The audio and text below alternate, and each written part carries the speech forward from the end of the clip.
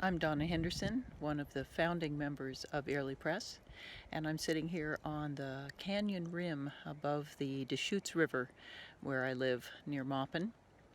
And I'm going to read two poems from my Airlie Press book, The Eddy Fence. The first poem is Between. It was a good garden, but I wanted it moved from its plot uphill to the pond's edge so I could work by the water, green glaze shimmering away toward some distant willows. And near the house, a marsh bridged the shift from dry to wet, erasing seams, the ground going softer, then spongy, then sunken but still visible through a crest of reeds, where cattle shambled hip-deep and ducks churned. All the swimming and flying and walking things met, it seemed to me, in that marsh, grazing and gulping. And I wanted to transplant my garden into that turgid soil against all sense, to bury rootlets of kale, leeks, squash among the muscular grasses, the wild seeds. So I stood a while like that, passing my hands through the shallows, imagining the joy of whole days, kneeling between those solid and fluid worlds, all day dipping and lifting.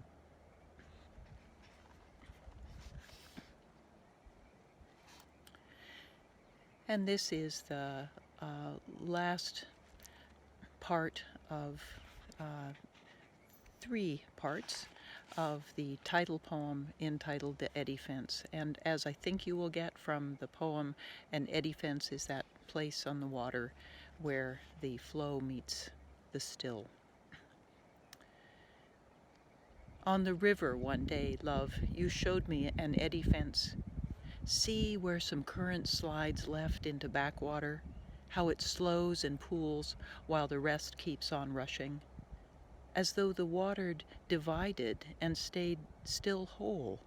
One water, two ways, the fence its shift and glue, itself nothing, the water, 100% of it backing or flowing, nothing left for the fence, yet there the fence was existing in spite of this. And where you find one, you fish it, you'd showed me then. See all the matter that catches there. And I saw insect shells, seed cases, twigs and some clots of foam, dust in a rusty scum. Fragile steeples of mayflies' wings transparent in sunlight. All these bits of the living and fallen dead matted lightly together there, felting a rind, a seam. Locating the fence and adorning it, yet not of themselves the fence. Saw a trout sipping, passing with ease between regions of swirl and flow, which the eddy fence was. Not a dwelling I saw, a way. I am so happy to be reading poems today for Airlie Press, which, as everyone is experiencing these challenging times and finding ways to adapt. And so proud that Airlie continues to exist and to thrive 10 years after we began it.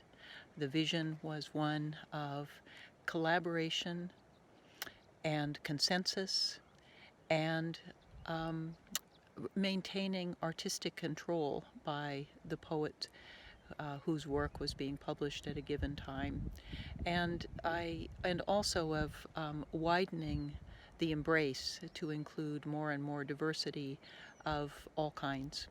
And I have seen Airlie beautifully achieve that goal, and could not be happier to be able to witness it and to speak about it today. Thank you very much for listening.